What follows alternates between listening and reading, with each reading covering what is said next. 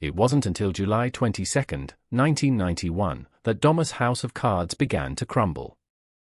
A 32-year-old man named Tracy Edwards, who had been lured to Dahmer's apartment, managed to escape and led the police to the killer's doorstep. Inside, they found a scene from a nightmare: human remains, Polaroids of mutilated corpses, and a gruesome collection of body parts. The police were shocked by what they discovered, and Dahmer was finally arrested.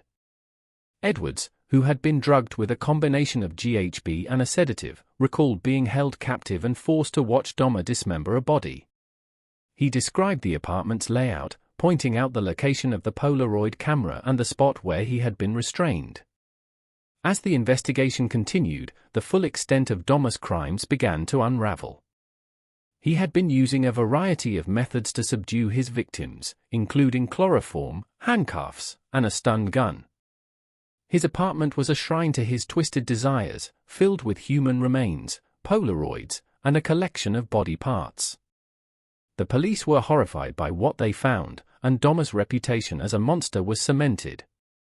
One of the most disturbing discoveries was a 57-gallon drum containing acid, which Dahmer used to dissolve his victims' remains. The stench of the chemicals and the sight of the human remains in various stages of decomposition left investigators reeling.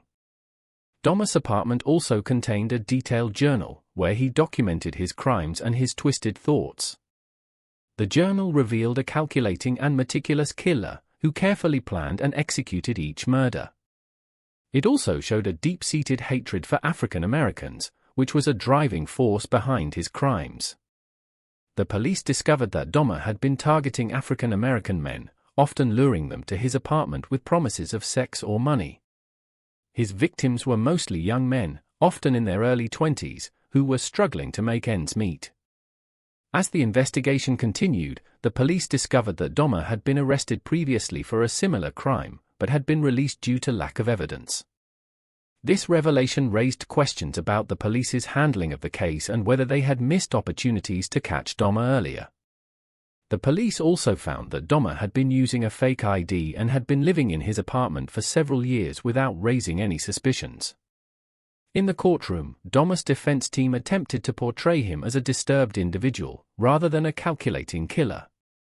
However, the prosecution presented a wealth of evidence, including the Polaroids, the journal, and the testimony of Edwards and other witnesses. The jury was shown a graphic video of Dahmer's crimes, which left them shaken. In the end, Dahmer was found guilty of 15 counts of murder, and was sentenced to 15 consecutive life terms in prison.